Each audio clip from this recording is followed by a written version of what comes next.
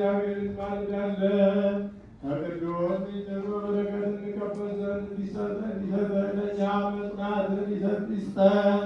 ከእኛ ወገን ማንንም አያቆሳቁል የክርስቶስ ሥጋና ደም የሚሆን ቅዱስ ሚስጥርህን መቀበልን ለሚቀበሉ ሁሉ ተድላ ያድርግላቸው እንጂ ይኸውም ሁሉ የሚይዘው ነገችን እግዚአብሔር ነው።